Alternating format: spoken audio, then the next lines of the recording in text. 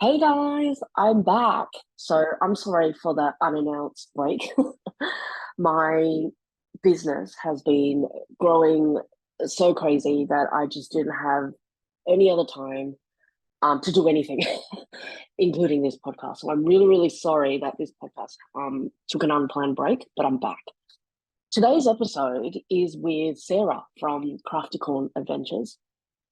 So Sarah was introduced to me from Lindsay Makes, but it turned out that Sarah was actually a customer of mine, and I didn't know it. We started talking about the what I call the heat eraser debacle.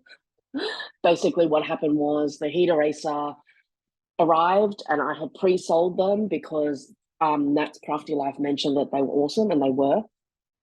But then when they arrived, I found out that the label was literally just a label on top of it was like a wool chalkboard eraser, which I was like, excuse me, you didn't tell me that it's just a chalkboard eraser. You told me that it was a heat eraser that's 100% wool, no synthetic materials, etc. Which it is. It is wool, and it is not synthetic. But I was annoyed because I'm like, I feel like my customer's going to be annoyed that they received something like this. So anyway, I won't call out the brand. I've since stopped selling the item, but that's how I kind of met Sarah because I reached out to a whole bunch of people and I said, look, this is the situation. I'm not happy with it. It's up to you. If you wanted to keep the item, I'm happy to offer you a deal. And I ended up selling it just at cost. But some people were really happy just to take it because of the uses of it, which was, to make heat transfer vinyl cool faster. Anyway, long-winded story.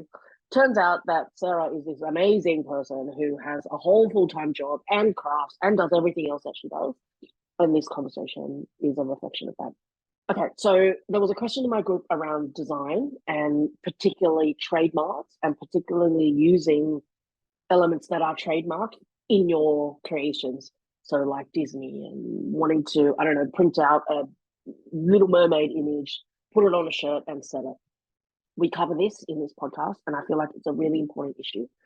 And I feel like we need to discuss this because as soon as you sell that, it opens up a whole different raft of issues, and yeah, there's a whole lot of things that we go into in this podcast. Now, I know I normally don't mention promotions and that type of thing. I wanted to kind of keep this podcast to actionable things that you guys can learn to implement in your crafting world.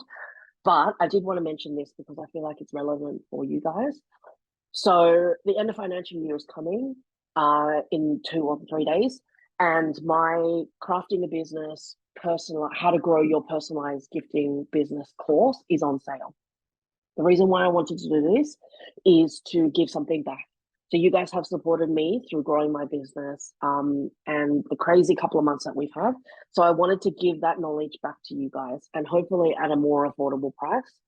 Also, end of financial year is coming, so you can actually put this course on your tax.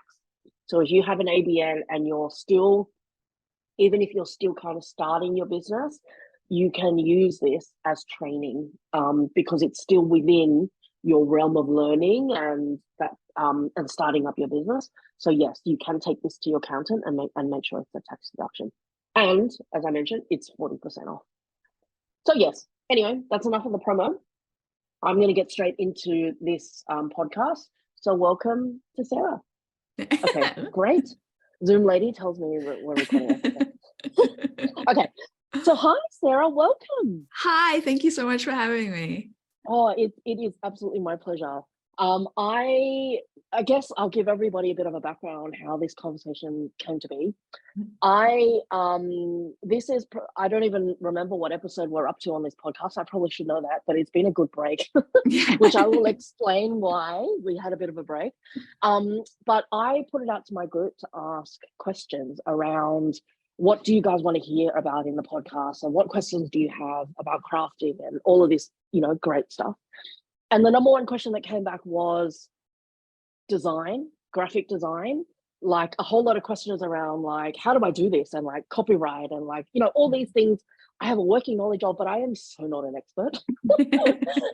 And I went to the one person that I know can answer this stuff, which is Lindsay Mates, because she's the graphic designer, right? Yeah. And Lindsay was like, "Hey, talk to Sarah." So here I am talking to Sarah.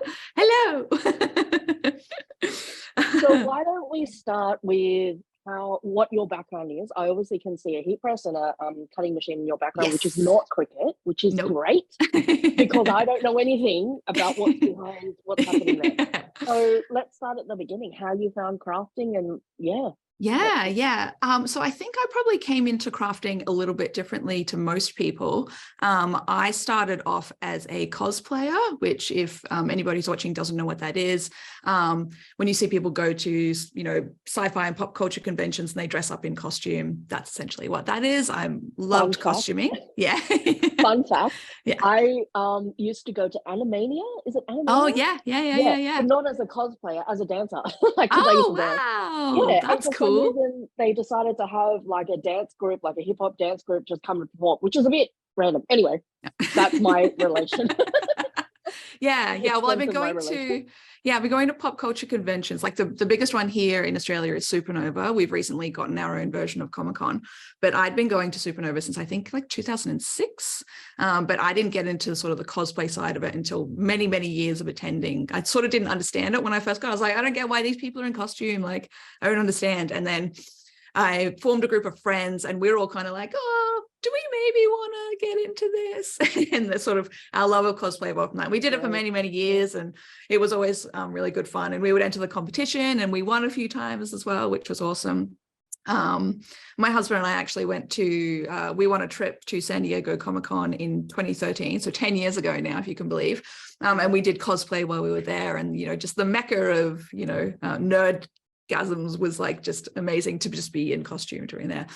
So yeah, I started off as a costumer and I got into making my own props and things like that. And then through researching like more precise ways to cut things, I came across cutting machines and had never heard of them before. They'd been on the market for years, but just completely missed it on my radar.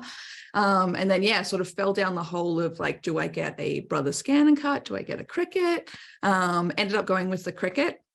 At the time in the market, because this was probably about 5 years ago now, there was only the Explore Air 2 and the Maker available. And the Maker was quite expensive. And I was like, oh, I don't know if this is worth the investment. I just don't know how much I will use it. So I got the Air 2 and if I could go back in time and tell myself, get the Maker.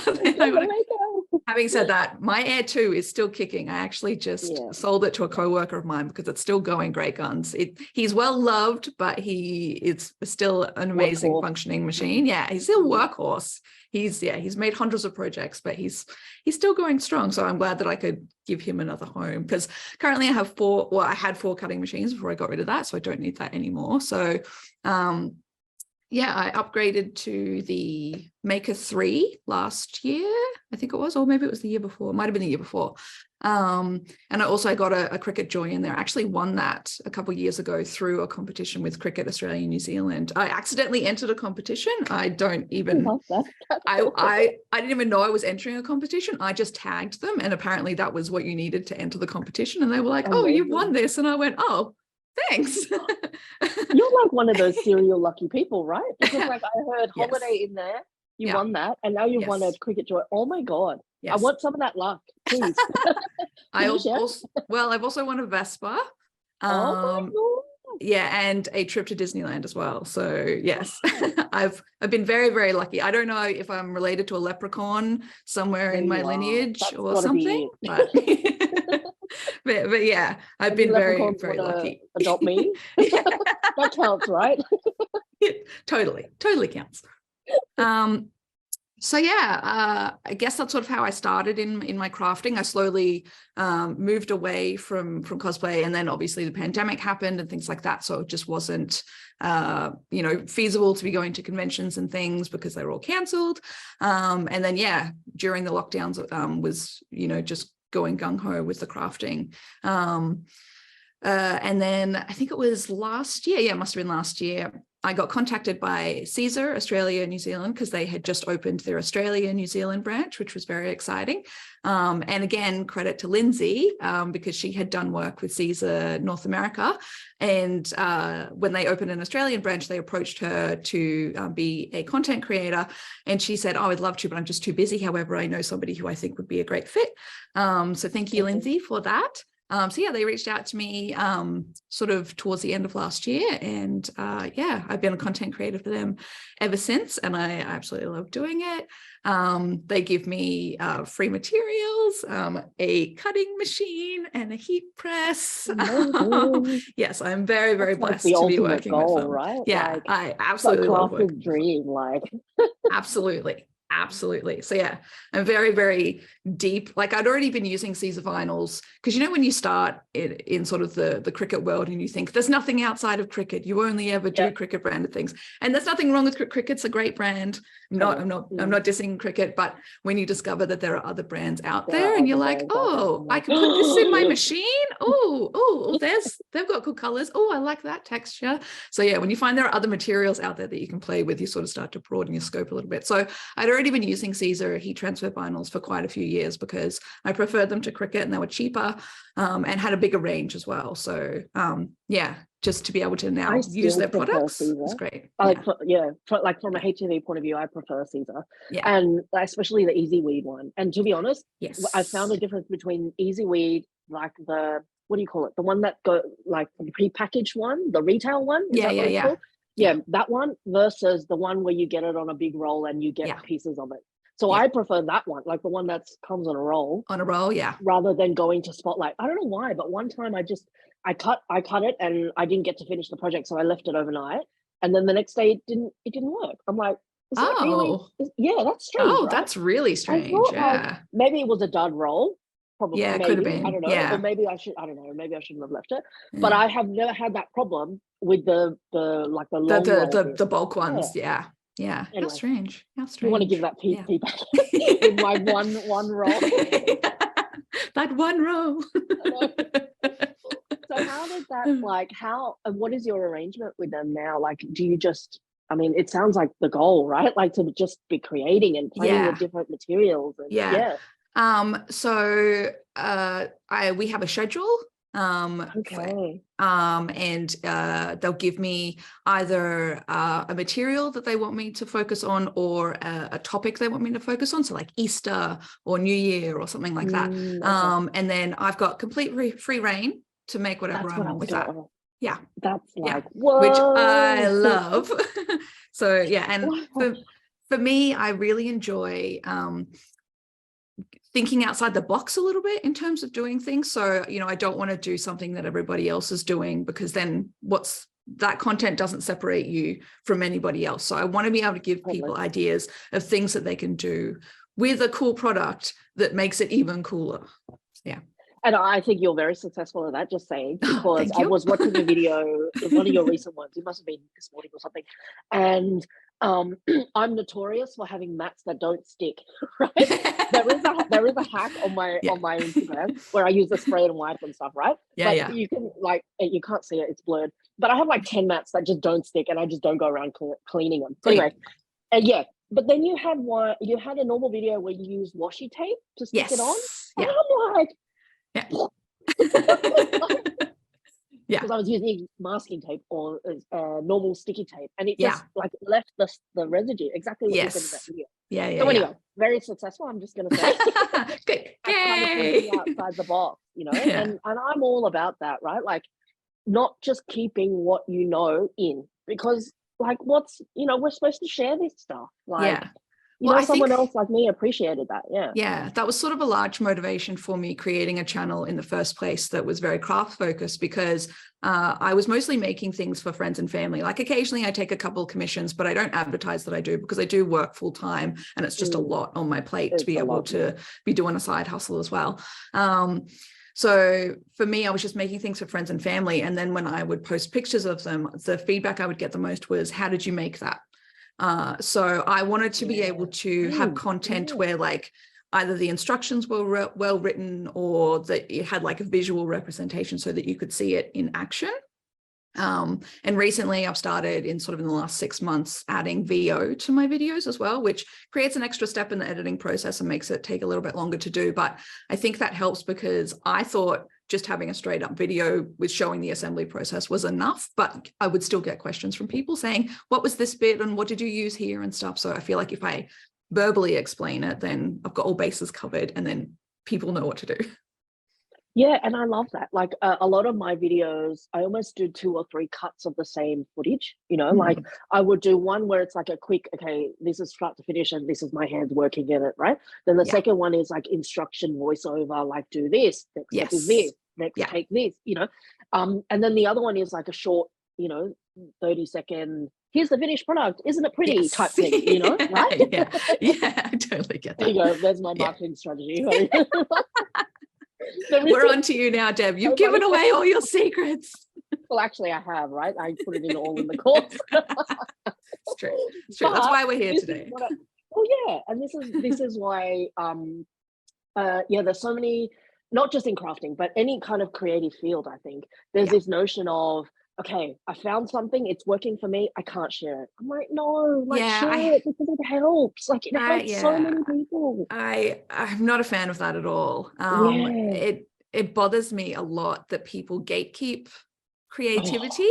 And I just think there's a joy for me personally, and maybe this is just a personal preference thing, but there's a joy for me in when I create something and then someone will then tag me in a project they've done because they learned how to do it from me. I'm like, oh, you did it.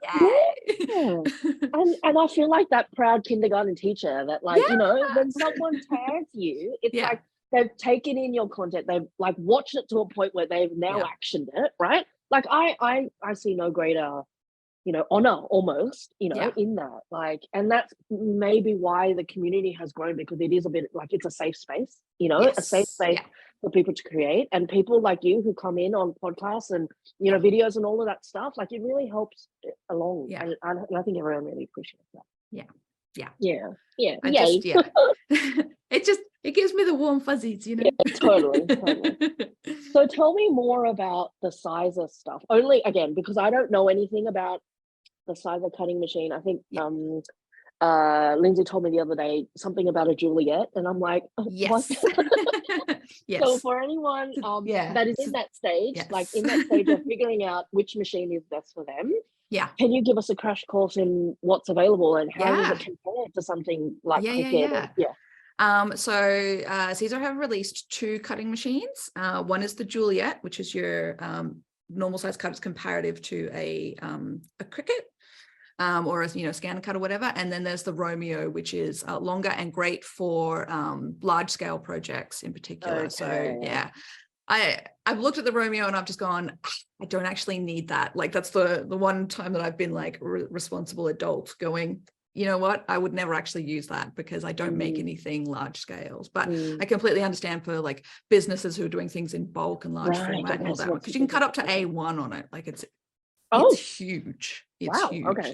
Yeah. So how does that work? Like because I know that there's a whole lot of sign vinyl machines, which I don't even know anything about, right? Yeah. Is that top one, the Romeo, comparative to that? Yeah.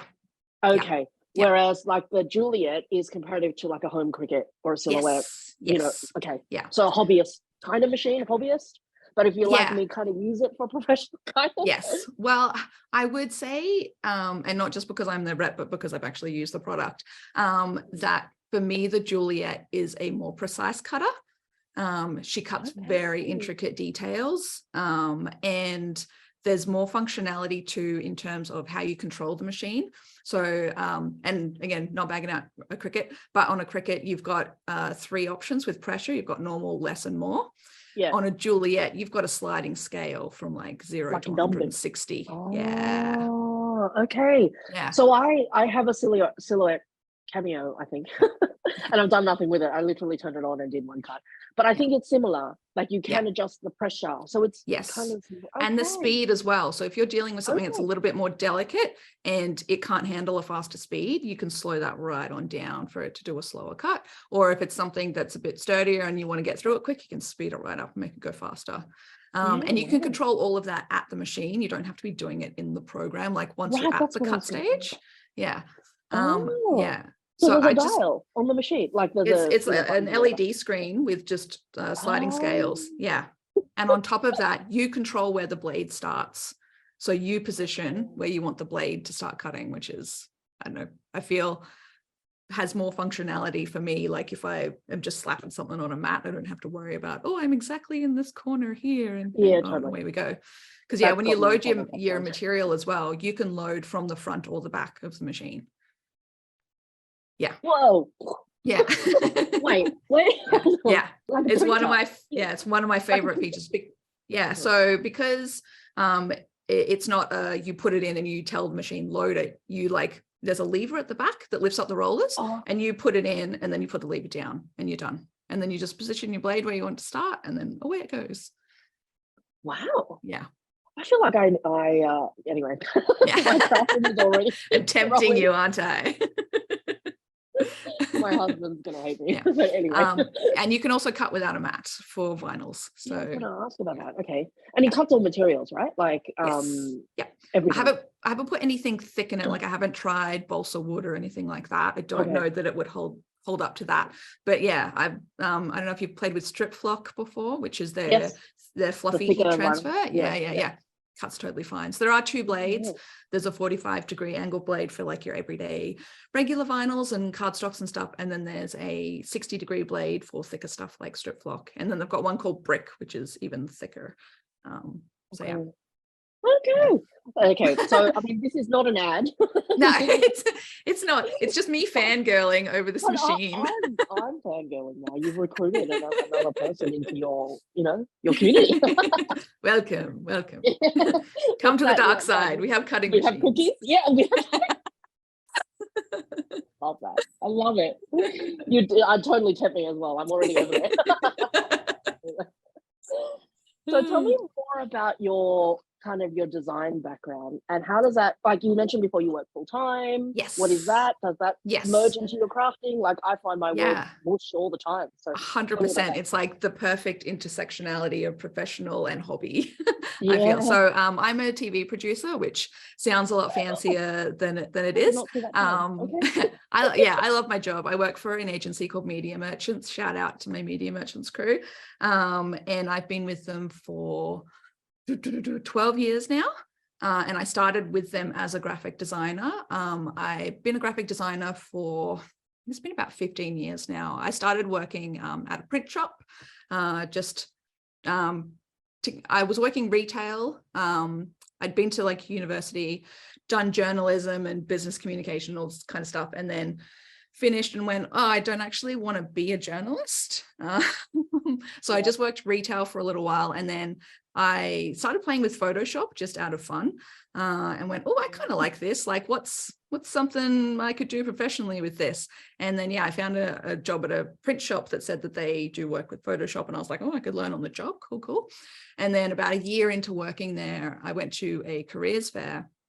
And there was a design college on the Gold Coast that offered apprenticeships for people who worked in print shops for graphic design. And I went, oh, okay. So I took it to my boss and he was like, we can do this for free. And I was like, we can do this for free. So he signed me up for it. And so, I did a graphic design apprenticeship for a couple of years and then was working full-time as the graphic designer for 2 print stores. And then kind of just wanted to get away from the retail kind of side of it because it was a very high pressure job. And I just wanted to see sort of where else I could go with my skills. I applied for a job in an advertising agency and I've been there ever since. I started as a graphic designer building things like catalogs and press ads and stuff like that. And then there was an opportunity to move departments and upskill into the TV department, and they offered it to me and I said, heck yeah, well, because I just love collecting skills. This is why we get along. I'm a skill collector. I did some training in editing and learnt the land of television commercials and all the rest of it. And I've been doing that for quite a few years now. I'm now head of the department, which is very exciting. And just every skill that I've gathered along the way is just feeds into my crafting so well because there's graphic design, there's editing, and I also do copywriting because I write all the scripts for our commercials and things like that as well. So my journalism degree did come in handy eventually. And I think it was Lindsay again, I was talking about, no, and it was Amanda too from Crafticorn. Yes. We were just talking about how it's a funny path, right? Like, and I say funny because I don't know how else to describe it, but you just don't know what skills you're going to use. It's true. You know, like, I mean, I didn't know that I was going to have a business. I didn't know I was marketing my products when I was, you know, sharing my journey. I didn't know that my door-to-door sales job, you know, straight out of uni, selling, what was I even selling? Electricity bills, like discounting them by 5% or something, so that we get them for three months, you know. And you wouldn't do door-to-door sales now, but like the confidence to speak to people and all of that, you just don't know you're going to use it until now, you know. 100%. And I love that. And so, like, do you find that those skills pop up all the time? Like, you know, for example, when you're, I don't know, working with your collaboration with Caesar, like, give me an example of how, like, on a day-to-day, how does that intersect, you know? Well, for example, so when Caesar approached me, I was just doing sort of like kind of regular rough edits. I would put the same music track on everyone and just do like either a time lapse or just like a quick cut in between kind of thing, because I didn't want to put too much effort into it. And then when Caesar approached me and they wanted to make each post a collaboration post so that it would also be showing up on their socials, I went, oh, okay, we might need to rebrand a little bit. So because I already have those marketing skills, those design skills, I was able then to come up with some design assets and a fresher look for how I edit and how things look when I do it. Which I think if I didn't have those skills, I probably would be floundering a little bit, and maybe my work wouldn't be as up to par as, you know, I would like it to be. So yeah, I think, different things like that definitely come into play. Yeah, totally. And for someone that is new to, you know, crafting and launching their business, and even just, you know, sharing what they're making on social, it doesn't even have to be for sales or anything. Do you kind of have any tips for, and this is quite selfish because I need those tips. You know, I don't know how to edit. Like, I just, you know, download an app off my phone and I edit on TikTok. Like, you know, and my son, who's my stepson, who's studying film. Now, who's first year uni film, taught me how to do Adobe Premiere. Like, you know, so you kind of collect your skills as you go, as you said. But what tips do you have for someone that's just starting out and, you know, wanting to learn layering? My actual number one tip for anybody starting out, particularly if they're wanting to form a business or a side hustle, is know your business. And when I say that, I mean know your branding, know your branding assets. So I feel like the problem I see with a lot of people is when they launch a business, they know what they want to create, but they don't know the company. They don't know the vibe of the company. They don't know how to promote themselves. And the sort of main things that you need to know are your fonts, your colors, your overall aesthetic. Like once you've got those things locked in, you will have a brand identity. So it's really important, I feel, to sit down, think of some words that you want people to associate with your business, and then develop a color scheme around that, and then look at fonts that also coincide with that. Because a lot of the time I'll just see people release stuff and there's either no branding on it or there's inconsistent branding. And the problem with that is that you don't create a profile for yourself. You're not recognizable to other people. Whenever I hear that somebody's starting a business, I'm like, okay, do you have your logo sorted? Do you have your font sorted? Do you have your color sorted? Do you know what your assets are for, like, when you're creating a letterhead or a business card or putting a post on social media that you want people to associate with you? That's not just a picture. It's going to have some sort of branding assets on it. You need all of those elements to be able to become an established business.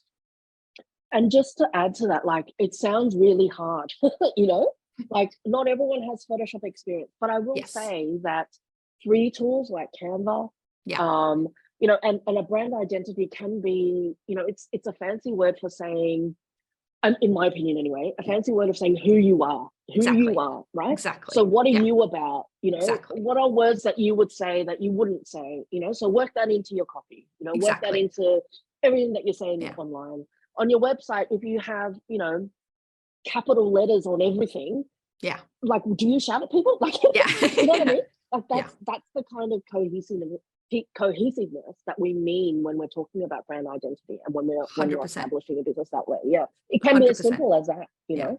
And for me, like, creating a brand identity is the fun part. Like, I don't feel like it's something that you should be overwhelmed by. Like, as soon as you have a couple key words that you want people to associate with, it's so easy and it's fun to like go through color swatches and be like, oh, this one and this one, or this one and this one. And like, I get fonts can be overwhelming, but at the same time, I'm also a font geek, so I'm kind of like, I'm totally font geek too. Give it a fonts. So yeah, to me, that's the fun part, because once you have that done, everything else is so much easier after that. Trying to create a brand identity after the fact makes everything so much harder. So once you've got everything done from the start, then go forth. Yes, love it. And now we're kind of talking about the business side. Like, I wanted to jump straight into the copyright issues and all of this stuff. Like, and I like it makes me cringe a little bit, right? Say, for example, when someone messages me and they say, hey, I want a print or a can wrap, for example, but I want insert copyrighted character in, like Disney or a logo or something, you know. And I stay clear. I'm not going to do it. Like, to be honest with you, I do not want to attract the attention of someone like Disney knocking on my door and being like, Debbie, you can't use this. And here's a however many dollar fine. Like, I don't want that, right? But it happens. When you search on, like, Alibaba or AliExpress or whatever, like, for example, Starbucks cup. People ask me all the time, Debbie, can you get Starbucks cups? I'm like, oh, no, I want to, but I know. Because I don't want to get in trouble. Exactly. What is your experience in that space? And like, what is your tips for people that really want something like that? But like, I mean, my advice is don't do it. But, Look, that is also my advice. I would never sell anything that has someone else's branding on it. And this is something that not a lot of people understand. And maybe that's because they haven't come from a space where they are a creative themselves and they've made something themselves. But for me, if I made something and then someone took that element and then started mass producing it, that would pee me off to no end. Like, it doesn't matter that, it's a big corporation like Disney or, whatever. That's still somebody else's content that you're taking. And at the same time, I don't know, I just think there's a lack of originality there too. Like, I get that you might have a really cool idea of something to make with that character or that franchise or whatever, but at the same time, that's still somebody else's content. So yeah, my advice is not to do it. However, having said that, there is a bit of a loophole in that, in which you can create things that are fan inspired. So you can't use the actual design of something, but if you were to redraw it in your own style or something like that, that's a way to get around it. Or use elements from it that aren't part of the branding or the copyright, but still allude to it. So, if you wanted to do a Beauty and the Beast thing, you could put a rose on it or something like that, but not specifically the branding of that franchise. So say like Harry Potter, because I'm a Harry Potter fan. You could use the Harry Potter like font or the lightning thing, like draw a lightning thing. But you can't go and like go to Warner Brothers, take the logo, the crest, and put that like and sell that. But, if you were making luggage tags with kids' names on them in the Harry Potter font or something like that, that's still a way to add an element of that without directly taking from somebody else. So, Okay. And is there like a website or a body, or like a government body or something where you can look up to see if this is, like Disney is obvious, right? Everyone knows Disney. But say, for example, like someone's idea, and you want to do something similar, like, is there some sort of, you know what I mean? Like, I mean, Google. I do. It's very different with the creative industry, because you can't necessarily copyright an idea. It has to be like an image specifically or a likeness specifically. So things like that can be a little bit difficult. But again, if it's somebody else's creation, I just wouldn't. I would just, no. Yeah, I It's mean, a it no goes first back time. to your example, right? Yeah, Like, how would you feel if, I mean, yeah, it happened to me, someone yeah, took my photo. Still a yeah, bit bitter about this, yeah, clearly. yeah, Someone took my photo and posted it in another, Facebook group saying, hey, can someone make this similar? And I'm yeah, like, hello, I'm here. That's my photo, yeah, And I was quite hurt. Like, yeah. It bothers me to no end. I was actually ranting about it in my stories the other day because mm, one of Amanda Cricket Colt's videos was I'm going taken to and ask about this. uploaded to one of those cricket tip accounts without her permission. And within it, she was using one of Lindsay's HTV guides. And then when people in the comments were saying, where did you get that guide from? The person who was running the account was falsely linking them to an Amazon I saw link that. I was so that angry. was like an affiliate thing for them. So they were getting a financial kickback by lying about the product that was in there that wasn't Lindsay's product. So things like that just And it was really obvious too. Like it the was guide very was obvious. green They looked and nothing alike. Yeah. and you could see the detail. Like there was no Yeah. detail, first of all, Yeah. in the Amazon Yeah. link. Like, Yeah. and I saw that too, and I felt quite bad because like I know how hard Lindsay works on Yeah. her guide. I know. Yeah. And I've purchased from her before. And I know how much effort she goes into it. So to have someone just do that, like, and people are so blasé about that. Like, Yeah. people often message me and they say, Debbie, can I use your photos as promotion? And Yeah. I'm like, take it, it's fine, right? Because there's a reason why on my website there's nothing watermarked, Yeah.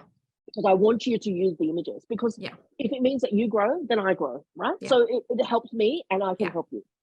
But if someone was to take my stuff and I don't know, like for example, that when someone posted it on another group and I didn't benefit from it, Yes. it kind of That's like the felt problem that I have. Yeah. yeah, like, and someone else is benefiting from it, i.e. Amazon or, like, I mean, Exactly. Amazon is Yeah. huge, so they Yeah. probably won't even bat an Yeah. eyelid. But Jeff that Bezos person doesn't need was, to go to space again.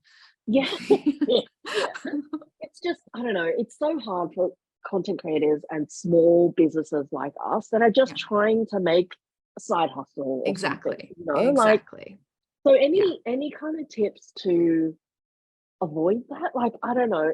There's no copyright, as you said, Yeah. like, how do you stop it? Or you can't. Yeah. I think there's sort of a moment where like you've got to recognize like how much is to do with ego and how much is to do with being offended. Because there's definitely been times where I've posted a project that I've made and it'll just be something like milestone discs, and then I'll see that like somebody else has like pretty much copied exactly what I've done. Yeah. And like I can get my back up about it, but at the same time I'm like, yeah, look, I'm inspired by things all the time, and I don't ever rip anybody off, but I'm sure like there's probably been an instance where someone's like, oh, that's kind of like what I did, and it can just be me going, no, I haven't even seen your stuff, we've just had the same idea. So I think it also comes down to that as well, like sometimes you just got to let stuff go. You just gotta let it go. Yeah, unfortunately. And that's the nature of being creative, right? Like, as much as you would love to say that your idea is original, it might not be, unfortunately. And that's it's unfortunately true. Where we struggle a little bit as a creative, because you always try to do something a little bit different and something that's so you. Yeah. But unfortunately, someone else might have had that idea before you. Yeah. And I think, if you're making something and you're inspired by something that someone else has done, just give them a quick tag in whatever you're posting about, just being like, I was inspired by yada yada's idea, so that then at least it's linking back to them. Yeah. Yeah, totally. I think, okay, so that's enough of the depressing stuff, I think. The murky world of creative. Yeah. What is your favorite thing to make? Oh man, that's such a hard question. It's a loaded question, hey? Top 5. Oh my goodness. Oh my goodness. I think like, I want to say like a couple times a year, I'll get an idea that I feel like is like really unique and that I haven't, seen anyone else do. And again, it comes back to what I was talking about before about taking things and using them in unconventional ways. So earlier in the year, I'd had this idea in my head for ages to create a shadow box that had a light in it, but I couldn't I couldn't quite wrap my head around the easiest way to include like circuitry into it. Like I've done shadow boxes with lights in them before. It's not that hard, but like then you've got to add like a USB cord and all this other kind of stuff to it. So I've definitely done lights in shadow boxes before, but I wanted one that was sort of, there was light everywhere and it wasn't sort of intermittent strips of light or anything. And I found this acrylic frame that had LED lights in the bottom. And so the lights punched up through the acrylic to create like a glow. And the reason I wanted to do it was because I'd been thinking about old-timey movie posters outside theaters and how they had like the LED light behind them and stuff. And it was my friend Beck's birthday coming up, and she's a big Teenage Mutant Ninja Turtles fan. And so I wanted to like get the original movie poster from the like 80s, or was it 90s Ninja Turtle movie, whatever the live action one was, and like make like a dioramas type thing so that the light punched up and made it look like a movie poster. So yeah, I think creating like one-off unique things like that is probably what I live for. Like I can punch out a t-shirt like nobody's business, or a coaster or something like that, but to create something that's a little bit special and that somebody can't get anywhere else, like that just kind of makes me go yes. Spoken like a true creative. Particularly when you can see it in your head, and then you've got, it's something you've never done before, but you've got a rough idea of like the methodology of it, and then as you start to do it, it just works and you don't have to like freak out and try another method or anything. You're like, it worked. I get that with blank. Yes. But when I get samples, like I get, a lot of samples, and I fund all of that, right? So, and when I stock something, that it's not just, I've tested it, right? And if I can be creative with it and it works for me, then I know like the community would be like, well, you know what I mean? Exactly. But I have to vet it. But I get like that when it just works, when you're like, I can move forward now. Yeah. After 20 of those, got one. Great. Yeah. I love that. Yeah. Such a cool. Yeah. I wanted to ask about, like we talked a lot about crafting up until now and your journey up until now, but where do you see crafting going in the future? And like, where do you think you will grow, from that? Is it, I don't know, TV production of a craft channel, which, let's do that. Like what is it? So multiple times within the last 5 years, and I have a creative girlfriend who also has this problem. Whenever you make something, immediately someone will say, you should make a business out of that, you should sell these, you should do that. And I'm not interested in it. Like I have a full-time job that I love, and I would have to leave my job to be able to do this, because I craft pretty much every night. Like I'm always making something, whether it's a content collaboration or a gift for somebody or something like that. Like I'm pretty much making something every night. So I just wouldn't have any extracurricular time to be able to do it. So for me, I think I just prefer more the instructional side of it. And I do really enjoy creating things for myself, but then using those things as a way to give advice or inspiration to other people. Like that's something that I feel doesn't have as much pressure as crafting for yourself and running a business for yourself. Like that's for me, that I get enjoyment out of that side of it, just being able to make something that I want, or that I want to make for somebody else, and then being able to use that to share with other people, I think is what I enjoy most. I love that. That's great. So we have come to the end of the podcast, and I've run out of questions. I feel like I know it went so fast, but I feel like we could go on for hours, right? Yes. Like this is just a coffee chat, like hashtag that. Anyway, but I feel like you've shared a lot of information for not only business crafters, but just anybody that wants to create something. So I'm so grateful, really grateful. Honestly, I was so honored that you asked to have me on, because I had already been like watching the show, and then when you messaged me, I was like, oh, I get to be on the show. Oh my god, seriously? Me and my little podcast, like when people say that to me, it's like, what? Really? Well, because like I know Nat and Paul and Amanda and Lindsay, and so when they're talking about things, I'm here going, oh yeah, and wanting to jump in on the conversation. So I mean, imagine how I feel. Like they're like crafting gods. Like, when I'm crafting, I'm like, oh, what are they doing? So I totally feel you. I totally understand. So I'm really, really grateful. Where do people find you? What are your socials? And yep. So I'm on Instagram and Facebook, and I'm also on TikTok. However, full disclaimer, I get on TikTok, I upload, I exit TikTok. I'm not a TikTok user. I'm too old for TikTok.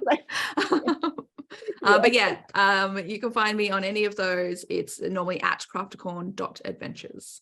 So yeah. Great. Thank you so much. I really appreciate your time. Thank you.